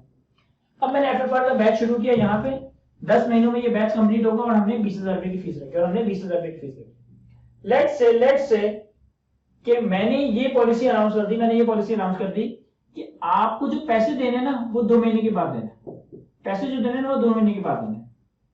Fee will be recoverable after 2 months, या मैं कह लूं कि आफ्टर 20% कोर्स कंप्लीशन। अच्छा, मैं कुछ अजम्पशन भी लूंगा क्योंकि मुझे कॉन्सेप्ट समझाना है, तो मैं क्या कह रहा हूं कि भाई मैंने ये अजम्पशन ही ले रहा हूं कि 2 महीने बाद पैसे देने, आपको तो डे 1 पे पैसे देने होंगे, कि डे 1 पे हमने कोर्स शुरू किया, 10 महीने का एफएफआर का ये कोर्स होगा, और जो है ना मैंने कह दिया कि भाई 2 महीने बाद आपसे पैसे मांगे जाएंगे, अभी कोई पैसे नहीं मांगे जाएंगे, 2 महीने तक पढ़ो, 2 महीने बाद आपसे पैसे मांगे जाएंगे जब कोर्स को 2 महीने कंप्लीट हो जाएंगे या 20% कोर्स कंप्लीट हो गया होगा, या तो मैं कहूँ 2 महीने, या मैं कहूँ कि 10 में से 2 महीने पढ़ा दिया तो 20% कोर्स कंप्लीट होगा। अच्छा, आम हालात में मैं समझता हूँ कि यार ये टीचिंग सर्विसेज जो है ना मेरी, ये टीचिंग सर्विसेज जो है ना, इसका मैं जो रेवेन्यू है ना वो टाइम प्रोपोर्शनेट बेसिस पर रिकॉर्ड करूंगा। 1 महीना पढ़ाया तो 1/10 रेवेन्यू रिकॉर्ड कर दूंगा, 2 महीने पढ़ाया तो 2/10, 3 महीने पर आया तो 30%, 40%, 50%, और over the period straight line basis पे मैं रेवेन्यू रिकॉर्ड करता रहूंगा, और ये मैंने पॉलिसी पूरी बना दी। ठीक हो गया। अब एक स्टूडेंट आता है, case 1, student A pays ₹20,000 on day 1। एक बच्चा आता है मेरे पास, वो मुझे पहले दिन ही पूरे 20,000 पे कर देता है, यानी कि यहाँ पे मुझे पेमेंट कर देता है, तो मैं अपने पास एंट्री क्या रिकॉर्ड करूंगा सर? मैं अपने पास मंथ 0 पे डे 1 पे एंट्री रिकॉर्ड करूंगा कैश डेबिट 20,000। मैं अपने पास कैश रिकॉर्ड करूंगा कैश डेबिट 20,000। डे 1 पे उसने मुझे पैसे दे दिए। क्या मैं रेवेन्यू रिकॉर्ड कर दूं? नहीं, रेवेन्यू रिकॉर्ड नहीं करोगे। क्यों रिकॉर्ड नहीं करोगे? क्योंकि रेवेन्यू रिकॉर्ड होता है परफॉर्मेंस ऑब्लिगेशन की सेटिस्फेक्शन में। आपने अगर यहाँ पेमेंट ले ली है, गुड्स एंड सर्विस तो अभी पूरे 10 महीने में प्रोवाइड करोगे ना, एफएफआर का कोर्स तो पूरे 10 महीने में प्रोवाइड करोगे, पैसे आपने यहाँ ले लिए। अगर कस्टमर से पैसा ले लिया, मेरे लफ्जों पे गौर कीजिएगा, मैं इस सारी चीजों को डेफिनेशन से कोलैबोरेट करवाऊंगा। अगर मैंने कस्टमर से पैसा ले लिया, गुड्स एंड सर्विस फ्यूचर में देना है, ये क्या चीज थी सर? ये चीज कॉन्ट्रैक्ट लायबिलिटी को रिफ्लेक्ट करेगी। What is contract liability? An entity's obligation to provide goods and services. एक कंपनी की जिम्मेदारी to transfer goods and services, customer को गुड्स एंड सर्विसेज देना, for which it has received consideration, जिसके लिए उसने कंसीडरेशन रिकवर कर लिया है। डे 1 पे मैं क्या करूंगा? अगर उसने मुझे यहाँ पैसे दे दिए, कैश डेबिट कॉन्ट्रैक्ट लायबिलिटी। अब जैसे जैसे मैं पढ़ाता जाऊंगा, फिर क्या होगा? लेट्स से कि मैंने पहला महीने पढ़ाया, और मेरी कंपनी मंथली रिपोर्टिंग करती। जब मैं पहले महीने पढ़ाऊंगा उसे, तो मुझे 1 महीने का रेवेन्यू रिकॉर्ड करना चाहिए। यस सर, आप अपने पास contract liability debit revenue credit कर दोगे 2,000। सर ये 2,000 कहां से आया? सर 20,000 की फीस है, और 10 महीने पढ़ाऊंगा तो 1/10 करके मैंने 2,000 रुपए का रेवेन्यू, 1/10 करके मैंने 2,000 रुपए। अब जैसे जैसे इसको पढ़ाता जाऊंगा, हर महीने contract liability debit revenue credit entries बनती जाएंगी। तो ये तो हमने कॉन्सेप्ट समझा कॉन्ट्रैक्ट लायबिलिटी का। ठीक हो गया? अब सुनिएगा केस 2। मेरे स्कूल की पॉलिसी ये है, ये पॉलिसी चेंज नहीं कर रही, ये चेंज नहीं हो रही पॉलिसी, मैंने ये बना दी। पॉलिसी क्या बनाई थी? 10 महीने का कोर्स, 20,000 की फीस, ड्यूरेशन 10 महीने का होगा, पेमेंट आपको करनी है 2 महीने के बाद, पेमेंट आपसे मांगी जाएगी 2 महीने के बाद, जब कोर्स 20% कंप्लीट हो जाए या 2 महीने हो जाए। एक स्टूडेंट मेरे पास आया जिसने मुझे कोई पेमेंट नहीं की 2 महीने तक। दूसरा महीना खत्म होने के बाद भी पेमेंट नहीं कर रहा, मैं उससे फॉलोअप ले रहा हूं, और फॉलोअप लेने के बाद मुझे फाइनली वो पे करता है तीसरे महीने का। एक कस्टमर आया मेरे पास जिससे मुझे डे 1 पे कोई पेमेंट नहीं की, पहला महीना गुजर गया, दूसरा महीना गुजर गया, फ्री में पढ़ता रहा, कोई पेमेंट नहीं हुई। जब 2 महीने खत्म हुए तो मेरी एडमिन उसको पैसे मांगेगी, लेकिन उसने मुझे और रुलाया, और मुझे रुला के उसने जो ना 3 महीने के बाद पेमेंट की है। तो स्टूडेंट भी पे ₹20,000 at the end of 3rd month। एक बच्चा ऐसा आता है जो 2 महीने भी फ्री में पढ़ता है, पैसे नहीं देता, चलो कोई बात नहीं, मैं नहीं बोला था 2 महीने तक पैसे नहीं मांगूंगा, फिर भी पैसे नहीं दे रहा, फिर भी रुला रहा है मुझे, और फाइनली उसने जाकर मुझे 3 महीने के बाद पेमेंट की। अब देखिए एंट्री क्या बनेगी, सर सबसे पहले मुझे बताएं मंथ 0 पे, यानी कि डे 1 पे कोई एंट्री बनेगी। डे 1 पे क्या एंट्री बनेगी? सर अगर मैं डे 1 की बात करूं तो इसने सिर्फ अभी एडमिशन लिया है। अच्छा, मैं आपसे कह रहा था कि मैं अज्यूम कर रहा हूं, कुछ अजम्पशन लूंगा, तो मैंने एक अजम्पशन ली है। क्या अजम्पशन ली है? कि जिस बंदे ने एडमिशन लिया वो क्या लिखता है कि वो कहीं और नहीं जा सकता। एक बंदा अगर यहाँ पे आके एडमिशन ले रहा है, तो ये नहीं होगा कि वो 2 महीने में पढ़ के चला जाए। अगर एडमिशन ले लिया है तो ये बच्चा जो है मेरा कंफर्म स्टूडेंट है, ये कहीं नहीं जाता, ये कहीं भाग नहीं सकता, इसको मुझसे पढ़ना पड़ेगा। ये मैंने एक असम्पशन लिए, एक सिनेरियो समझाने। एक बच्चा 3 महीने बाद पेमेंट करता है, एक बच्चा 3 महीने बाद पेमेंट करता है। अब मुझे पता है मंथ 0 पे कोई एंट्री बनेगी तो क्या बनेगी सर? अगर मैं मंथ 0 की बात करूं ना मुझे पैसे मिले, ना मैंने कस्टमर को, ना मैंने अपने स्टूडेंट को कोई गुड्स एंड सर्विसेज प्रोवाइड किए, ना मुझे पैसा मिला है, ना मैंने अपने कस्टमर को कोई गुड्स एंड सर्विस प्रोवाइड किए, तो मंथ 0 पे तो कोई एंट्री नहीं बनेगी। मंथ 0 पे तो या डे 1 पे तो कोई एंट्री नहीं बनेगी। सर पहले महीने का आखिर आया, क्या पहले महीने के आखिर में पैसा मिल गया? नहीं सर, पहले महीने के आखिर में भी पैसा नहीं मिला। पैसा तो कब मिला? 3 महीने के बाद। पैसा कब मिला? 3 महीने के बाद। पहले महीने का आखिर आया। सर अब क्या एंट्री बनेगी? सर अभी पैसा तो नहीं मिला, एंट्री क्यों बनाएंगे? सर मुझे पैसा नहीं मिला, मैं कह रहा हूं मुझे पैसा नहीं मिला, ठीक है, लेकिन मैंने 1 महीने तक उसको पढ़ा तो दिया है ना, तो 1 महीना जो मैंने उसको पढ़ाया उसका मुझे रेवेन्यू रिकॉर्ड करना है। यस सर, आपको रेवेन्यू रिकॉर्ड करना है, तो मैं एंट्री क्या रिकॉर्ड करूंगा? रेवेन्यू P&L में क्रेडिट 2000। सर अगेन 2000 कैसा आया? 20,000 मल्टीप्लाई को 1/10 या 20,000 मल्टीप्लाई को 10% आया, रेवेन्यू क्रेडिट हो जाएगा। अब डेबिट क्या होगा? रिसीवेबल की डेफिनेशन क्या थी? Sir receivable is the unconditional right. क्या मैं उससे 2000 रुपए मांग सकता हूं? नहीं सर, 2000 रुपए आप जब तक नहीं मांग सकते जब तक कि कोर्स 20% कंप्लीट ना हो जाए। 2000 आप तब तक नहीं मांग सकते जब कि कोर्स 20% कंप्लीट ना हो जाए। तो मेरा राइट टू रिसीव अभी अनकंडीशनल नहीं हुआ, ये कंडीशनल है, सब्जेक्ट टू 20% से कंप्लीशन होता है कोर्स। तो मैं अब डेबिट क्या करूं? सर अब आपके पास डेबिट होगा कॉन्ट्रैक्ट एसेट। मैंने कॉन्ट्रैक्ट एसेट डेबिट रेवेन्यू या एसेट लिखा, मैंने contract asset debit revenue credit कर दिया। क्यों? क्योंकि 1 महीने की उसको सर्विसेज प्रोवाइड कर दी, 1 महीने की उसको परफॉर्मेंस एप्लीकेशन प्रोवाइड कर दी, रेवेन्यू तो रिकॉर्ड करना है, लेकिन अभी पैसे नहीं मांग सकता जब तक कि कोर्स 20% कंप्लीट ना हो जाए। तो मैंने contract asset debit revenue credit. What is contract asset? Contract asset की डेफिनेशन क्या दी है? Sir contract asset is the conditional right to receive. Contract asset is the conditional right to receive consideration for which performance obligation has been satisfied, already satisfied। आपने customer को goods and services दे दिए, आपने customer को performance obligation satisfy कर दी, लेकिन पैसे मांगने का कभी कंडीशनल है कॉन्ट्रैक्ट एसेट। मैंने contract asset debit revenue credit. Sir दूसरे महीने का आखिर आया, दूसरे महीने के आखिर में एक बात तो मुझे समझ आती है, कि मैंने एक और महीने का रेवेन्यू रिकॉर्ड करना है।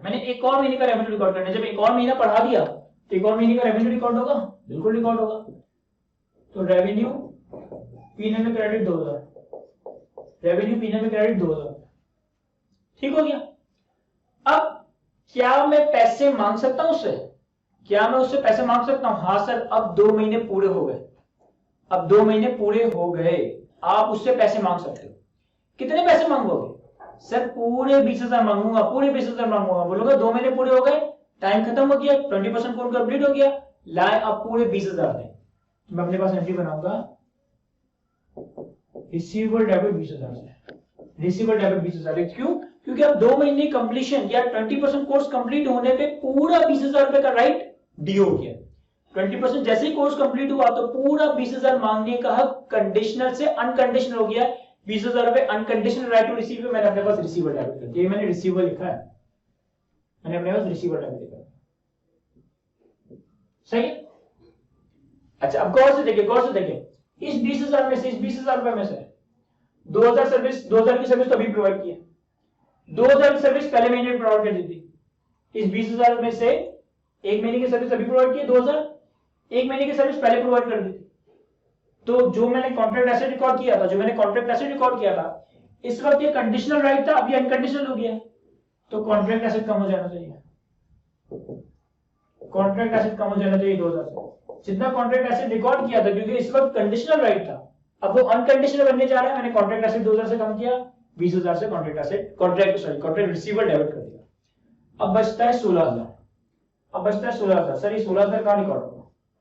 ये 16,000 कहां रिकॉर्ड करेंगे? सर ये 16,000 रिकॉर्ड करेंगे हम कॉन्ट्रैक्ट लायबिलिटी। क्यों? कस्टमर से पैसे ले लिए, गुड्स एंड सर्विस फ्यूचर में दोगे, कॉन्ट्रैक्ट लायबिलिटी है। कस्टमर से पैसे ले लिए, गुड्स एंड सर्विस फ्यूचर में दोगे, कॉन्ट्रैक्ट लायबिलिटी ये वाला केस। कस्टमर से पैसे मांगने का हक एस्टेब्लिश हो गया, कस्टमर से अमाउंट ड्यू हो गया, कस्टमर से अमाउंट ड्यू हो गया, कस्टमर से पैसे मांगने का हक एस्टेब्लिश हो गया, गुड्स एंड सर्विसेज फ्यूचर में दूंगा, ये भी कॉन्ट्रैक्ट लायबिलिटी, ये भी कॉन्ट्रैक्ट लायबिलिटी है। तो 16,000 रुपए ऐसे 16,000 रुपए ऐसे है जो कि कस्टमर का अमाउंट ड्यू हो गया है, गुड्स एंड सर्विस फ्यूचर में दी जाएगी तो मैंने कॉन्ट्रैक्ट लायबिलिटी। और इसके बैक पे जो 16,000 का राइट टू रिसीव तब होगा, सर ये 16,000 का राइट टू रिसीव रिसीवेबल में रखा, ये 16,000 का राइट टू रिसीव रिसीवेबल में। सर तीसरे महीने का आके लाया, सर महीना तीसरा महीना एंड हुआ, आपकी एंट्री बनेगी, सर तीसरे महीने पे उस बच्चे ने मुझे पैसे दे दिए, तीसरे महीने पे उस बच्चे ने मुझे 20,000 रुपए दे दिए, तो एंट्री क्या बनेगी? सर एंट्री बनेगी cash debit, cash debit 20,000, receivable credit 20,000, cash debit 20,000, receivable credit 20,000 रुपए। सर तीसरे महीने का रेवेन्यू रिकॉर्ड करोगे, एक और महीने पढ़ाया, एक और महीने पढ़ाया तो उसका भी तो रेवेन्यू रिकॉर्ड करें, बिल्कुल रिकॉर्ड करूंगा। रेवेन्यू क्रेडिट 2,000 और कॉन्ट्रैक्ट लायबिलिटी क्रेडिट 2। अब जैसे जैसे मैं बढ़ाता जाऊंगा, जैसे जैसे मैं बढ़ाता जाऊंगा, हर महीने के आगे मैं contract liability debit revenue credit, contract liability debit revenue credit होता जाएगा एंड सो ऑन अगले 10 महीने के लिए। तो आई होप ये बड़ी सिंपल सी एग्जांपल से, बड़ी प्रैक्टिकल एग्जांपल से मैं आपको कॉन्ट्रैक्ट लायबिलिटी, कॉन्ट्रैक्ट एसेट और रिसीवेबल की टर्म्स को समझा सकूं। एक और चीज ऐड करता हूं, फिर आप कॉपी करिएगा। सर ये जो तीन टर्म्स आपने हमें बताई ना, कॉन्ट्रैक्ट लायबिलिटी, कॉन्ट्रैक्ट एसेट और रिसीवेबल, इन तीन चीजों की लाइफ का नेक्स्ट फेज क्या होगा?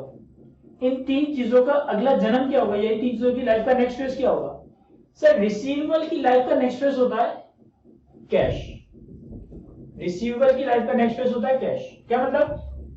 देखिए रिसीवेबल रिकॉर्ड किया था मैंने, रिसीवेबल रिकॉर्ड किया था मैंने, रिसीवेबल खत्म कैसे हुआ? कैश की फॉर्म में, cash debit receivable credit, cash debit receivable credit. तो रिसीवेबल की लाइफ का नेक्स्ट फेज क्या होगा? कैश। सर कॉन्ट्रैक्ट एसेट की लाइफ का नेक्स्ट फेज क्या होगा? कॉन्ट्रैक्ट एसेट की लाइफ का नेक्स्ट फेज क्या होगा? सर कॉन्ट्रैक्ट एसेट की लाइफ का नेक्स्ट फेज होगा रिसीवेबल, कॉन्ट्रैक्ट एसेट की लाइफ का नेक्स्ट फेज होगा रिसीवेबल। क्यों? जब पैसे मांगने का हक कंडीशनल था कॉन्ट्रैक्ट एसेट, जब पैसे मांगने का हक अनकंडीशनल हो गया रिसीवेबल। दिखेगा भी तुम्हें, तुमने कॉन्ट्रैक्ट एसेट रिकॉर्ड किया था, तुमने कॉन्ट्रैक्ट एसेट रिकॉर्ड किया था 2000 से, जब पैसे मांगने का हक एस्टैब्लिश हो गया तो यही कॉन्ट्रैक्ट एसेट रिसीवेबल में चला गया, यही कॉन्ट्रैक्ट एसेट रिसीवेबल में। सर कॉन्ट्रैक्ट लायबिलिटी की लाइफ का नेक्स्ट फेज क्या होगा? कॉन्ट्रैक्ट लायबिलिटी की लाइफ का नेक्स्ट फेज क्या होगा? सर कॉन्ट्रैक्ट लायबिलिटी की लाइफ का नेक्स्ट फेज होगा रेवेन्यू। कॉन्ट्रैक्ट लायबिलिटी क्या है कि कस्टमर से पैसा ले लिया या पैसे मांगने का हक राइट ड्यू है, लेकिन गुड्स एंड सर्विस फ्यूचर में प्रोवाइड करोगे, तो जैसे जैसे गुड्स एंड सर्विस फ्यूचर में प्रोवाइड करोगे, जैसे जैसे गुड्स एंड सर्विस फ्यूचर में प्रोवाइड करोगे, liability debit revenue credit, contract liability debit revenue credit होता जाएगा। तो बड़ी सिंपल सी टर्म्स है, कोई इतनी मुश्किल टर्म नहीं है, और इस एग्जांपल के साथ आई हो कि आपको समझा सका हूं मैं। जल्दी से कॉपी कर लेंगे तो फिर इस तीन कॉन्सेप्ट पे हम छोटे छोटे से दो आईएफआरएस की एग्जांपल्स देखते हैं। चलिए सर दोबारा से डेफिनेशन रीड करते हैं कॉन्ट्रैक्ट एसेट की, रिसीवेबल की और कॉन्ट्रैक्ट लायबिलिटी की। सबसे पहले मैंने रिसीवेबल की डेफिनेशन देखी, an entity's right to consideration that is unconditional, जो आपका अनकंडीशनल राइट टू रिसीव है, जो आपका अनकंडीशनल राइट टू रिसीव है that is receivable. Only passage of time is required for the payment is due. What is contract asset? Contract is the conditional right. Contract asset is the conditional right to consideration for goods and services that has been already transferred. अगर goods and services already transfer हो गए हैं और पैसे मिलने का कभी condition है तो वो कॉन्ट्रैक्ट एसेट है। An entity's right to consideration in exchange for the goods or services that it has transferred to the customer. But when that right is conditioned on something other than passage of time, ये contract asset है। अब इसकी example जो मैंने आपको board पे बताई, इसके हवाले से एक और प्रैक्टिकल बात लिखी है कि प्रैक्टिकली होता क्या है कि हम रेवेन्यू के अगेंस्ट इनवॉइस करते हैं तो हम अपने पास रिसीवेबल रिकॉर्ड करते हैं, हम रेवेन्यू के अगेंस्ट इनवॉइस करते हैं तो हम अपने पास रिसीवेबल रिकॉर्ड करते हैं। और अगर हम रेवेन्यू के अगेंस्ट इनवॉइस ना करें, सिर्फ कस्टमर को गुड्स एंड सर्विसेज प्रोवाइड करते हैं तो हम अपने पास कॉन्ट्रैक्ट एसेट रिकॉर्ड करते हैं। अब देखेंगे किसी को आपने गुड्स सेल किए, किसी को आपने गुड्स सेल किए, आपका रेवेन्यू तो रिकॉर्ड होना चाहिए, लेकिन आप पैसे जब तक नहीं मांग सकते जब तक आप उसे इनवॉइस रेज ना कर दो। आप पैसे जब तक नहीं मांग सकते जब तक आप उसे इनवॉइस रेज ना कर दो। तो अगर मैंने गुड्स सेल किए, परफॉर्मेंस ऑब्लिगेशन सेटिस्फाई की, revenue credit contract asset debit हो जाएगा, revenue credit contract asset debit हो जाएगा। जैसे ही उसे पैसे मांगने के लिए इनवॉइस रेज करूंगा, इनवॉइस इशू करूंगा, तो फिर रिसीवेबल डेबिट और कॉन्ट्रैक्ट एसेट खत्म हो जाएगा, रिसीवेबल डेबिट और कॉन्ट्रैक्ट एसेट खत्म हो जाएगा। In practice when revenue has been invoiced a receivable is recognised, when revenue has been earned but not invoiced it is recognised as a contract asset. और फिर मैंने आपको बताया कि कॉन्ट्रैक्ट एसेट की लाइफ का नेक्स्ट फेज होता है receivable. A contract asset is reclassified as a receivable. A contract asset is reclassified as a receivable when the supplier right to consideration becomes unconditional. जब हमारा कंडीशनल राइट कंडीशनल राइट से unconditional बनता है, हम अपने contract asset को receivable में लेकर चले जाते हैं. तो ये हमने कॉन्ट्रैक्ट एसेट और रिसीवेबल की डेफिनेशन देखी. इसके बाद कॉन्ट्रैक्ट लायबिलिटी की डेफिनेशन क्या थी? An entity's obligation to transfer goods and services.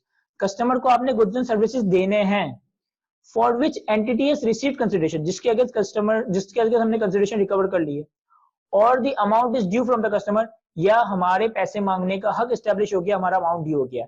अगर पैसे रिसीव कर लिए हैं या पैसे मांगने का हक ड्यू हो चुका है लेकिन गुड्स एंड सर्विस फ्यूचर में देना है, it represents contract liability.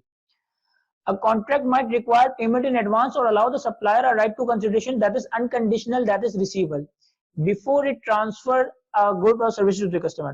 At times ऐसा होता है कॉन्ट्रैक्ट में कि कस्टमर से आपने पेमेंट एडवांस में लेनी होती है, कस्टमर से आप पेमेंट एडवांस में रिकवर करते हो, या आपके सप्लायर का राइट टू कंसिडरेशन अनकंडीशनल बन जाता है, इवन तो के गुड्स एंड सर्विसेज आपके फ्यूचर में प्रोवाइड हो रहे हैं. जैसे मैंने अपने एग्जांपल में कहा कि जैसे ही 2 महीने कंप्लीट होगी अब आपको पूरी फीस पे करनी है, यानी कि इवन दो कि मैंने आपको 8 महीने भी पढ़ाया नहीं है, जो रिमेनिंग 8 महीने वो आपको पढ़ाऊंगा, लेकिन पैसे आपसे पूरे मांगूंगा, तो वो जो अमाउंट था वो हमारा अनकंडीशनल था.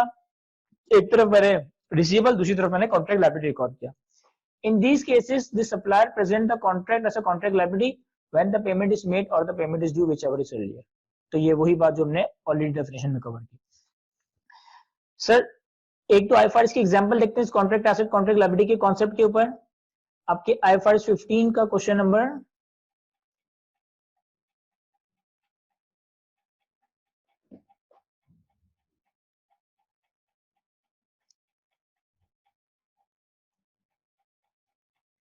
31. क्वेश्चन नंबर 31 है हमारे पास. Contract liability and contract receivable का डेफिनेशन है. आईएफआरएस 15 की इलस्ट्रेटिव एग्जांपल नंबर 38 है. रीड करता हूं इसे. Case 1 cancellable contract, case B non cancellable contract. पहले मैं सवाल रीड करता हूं, फिर कैंसिलेबल क्या है, नॉन कैंसिलेबल क्या है, उस पर थोड़ी बात कर लेंगे. On 1st January 2019, an entity entered into a cancelable contract. An entity entered into a cancelable contract to transfer a product to a customer on 31st March 2019. 1st January 19 पे contract हुआ है कि 31 मार्च 2019 में गुड्स देने. The contract required the customer to pay consideration of 1000 in advance on 31 मार्च 2019. और contract में ये decide हुआ है कि कस्टमर 31 जनवरी, कॉन्ट्रैक्ट में ये डिसाइड हुआ है कि कस्टमर 31 जनवरी 2019 पे हमें 1000 रुपए एडवांस में पे कर देगा. द कस्टमर पे द कंसिडरेशन ऑन 1 मार्च 2019. लेकिन कस्टमर एक्चुअल में कब पे कर रहा है सर? कस्टमर एक्चुअल में पे कर रहा है 1 मार्च 2019 पे. The entity transfer the product on 31 मार्च 2019 और हमने इसको गुड्स डिलीवर कैसे कब किए? जो हमने वादा किया था 31 मार्च 2019 पे हमने गुड्स डिलीवर कर दिए. सर जरा रिपीट करें, देखें 1 जैन पे कॉन्ट्रैक्ट साइन हो रहा है, 31 जैन पे पेमेंट करनी है, 1 मार्च पे एक्चुअल में पेमेंट हुई और 31 तारीख को गुड्स डिलीवर कर दिए. ये कॉन्ट्रैक्ट डेट है, सही है. ये हमारी पेमेंट की ड्यू डेट है, डीडी लिख देता हूं, ड्यू डेट. ये हमारी पेमेंट डेट है, पीडी. और ये हमारी जो है ना परफॉर्मेंस ऑब्लिगेशन की डेट है, किस दिन हमने परफॉर्मेंस ऑब्लिगेशन पे. 1 जन को कॉन्ट्रैक्ट हुआ, 31 तारीख को प्रोडक्ट डिलीवर करनी थी, कस्टमर को 1000 रुपए पे करने थे 31 जनवरी को, लेकिन कस्टमर ने पे कब किए? 1 मार्च पे, और हमने 31 तारीख को गुड्स एंड सर्विस प्रोवाइड कर दी. और ये कैंसिलेबल कॉन्ट्रैक्ट है, यानी कि कस्टमर किसी भी वक्त चाहे पेमेंट करने से पहले तो वो उसे कैंसिल कर सकता है. Case B. On 1 January 2019 the entity entered into a non cancelable contract. Non cancelable contract है यहाँ पे. To transfer a product to a customer on 31 March 2019. The contract required the customer to pay consideration of 1000 in advance on 31 January 2019. The customer pay the consideration on 1 March 2019 and the entity transferred the product on 31 मार्च 2019. सारे fact वही है जो हमने ऊपर read किए, सारे fact वही है जो हमने ऊपर रीड किए, ऊपर और नीचे एक ही बात लिखी है. बस डिफरेंस क्या है कि यहाँ कैंसिलेबल का लफ्ज लिखा है, यहाँ कैंसिलेबल कॉन्ट्रैक्ट है, यहाँ पे हमारे पास नॉन कैंसिलेबल कॉन्ट्रैक्ट है. कहता है जनरलाइज द अबव. तो पहले सुकून से तसल्ली से सवाल को एक दफा खुद से रीड करें, तो फिर मैं आपको सोल्व करवाता हूँ, और सोल्व करवाते मैं आपको बताऊंगा कि कैंसिलेबल और नॉन कैंसिलेबल की वजह से क्या अकाउंटिंग इंप्लीकेशन राइज होगी. लेकिन पहले सवाल रीड करें आप लोग.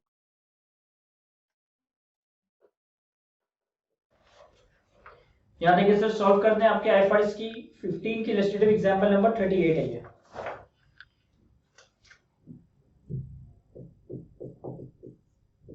IFRS 15, illustrative example number 38। दो केसेस हमारे पास, एक है कैंसिलेबल कॉन्ट्रैक्ट, एक है हमारे पास नॉन कैंसिलेबल कॉन्ट्रैक्ट।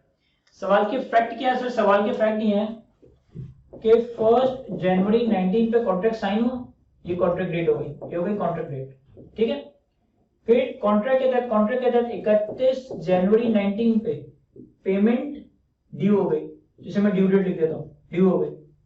फिर 1 मार्च 19 पे कस्टमर ने पेमेंट कर दी, तो इसे हम पेमेंट डेट कर देते हैं।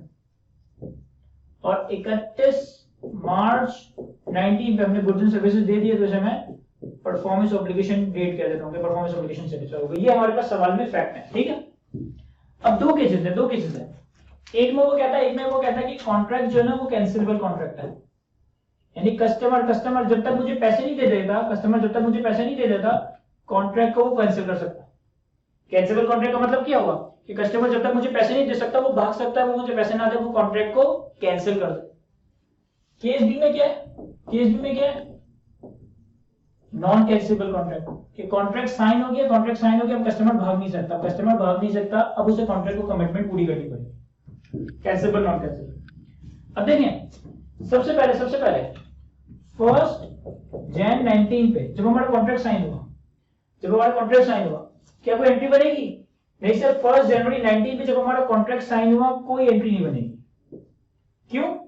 ना पेमेंट मिली है, ना पेमेंट ड्यू हुई है, ना गुड्स एंड सर्विस प्रोवाइड की, ना पेमेंट रिसीव की, ना पेमेंट ड्यू हुई, ना गुड्स एंड सर्विस प्रोवाइड की, तो 1 जनवरी 2019 में तो कोई एंट्री नहीं।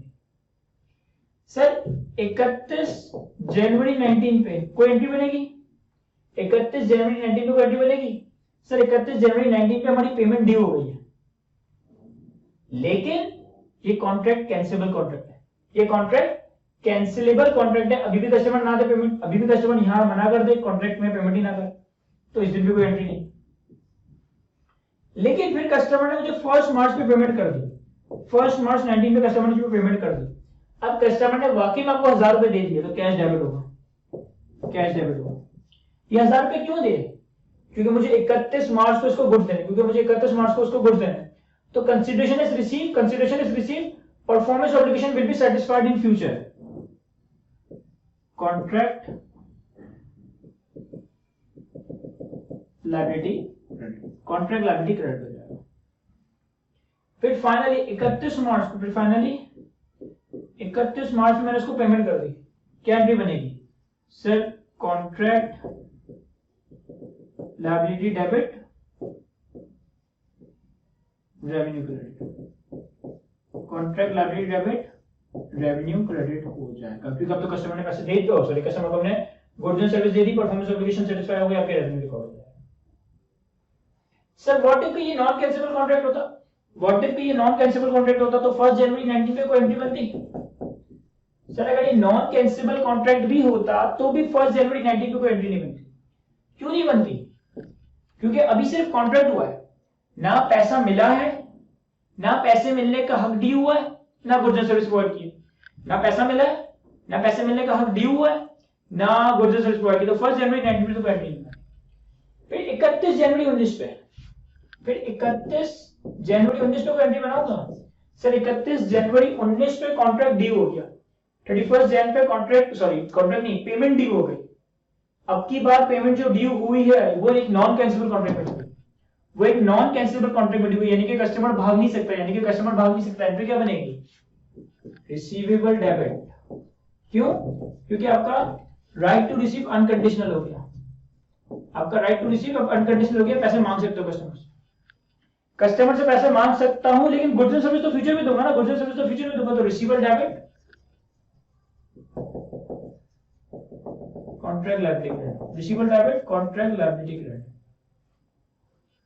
फिर कस्टमर ने 1 तारीख को पेमेंट कर दी, 1 मार्च पे पेमेंट कर दी, 1 मार्च 19 पे कैश डेबिट हो जाएगा, रिसीवेबल क्रेडिट हो जाएगा, क्योंकि पेमेंट ही मिल गई मुझे। और फिर कस्टमर को हमने 31 तारीख को गुड्स दे दिए, 31 मार्च 19 पे contract liability debit, revenue contract liability debit revenue credit हो जाएगा। तो कोई इतना मुश्किल कॉन्सेप्ट नहीं था, आसान सा कॉन्सेप्ट था। आई होप कि मैं आपको अच्छे से एक्सप्लेन कर सका हूं। लाजमी इन चीजों को कॉपी करें। आज की क्लास को हम यहीं तक रखते हैं। इंशाल्लाह नेक्स्ट क्लास में हम एक और सवाल देख रहे होंगे इस कॉन्सेप्ट के ऊपर, और हम वेरिएबल कंसीडरेशन यानी कि स्टेप 3 का जो हमारा चौथा एलिमेंट था वेरिएबल कंसीडरेशन, उसको कंटिन्यू करने होंगे। इसे कॉपी कर लें। कोई चीज इनकेस ना समझ आ रही हो तो पूछिएगा। आज के लेक्चर को हम यहीं तक रखते हैं। Thank you, Allah Hafiz.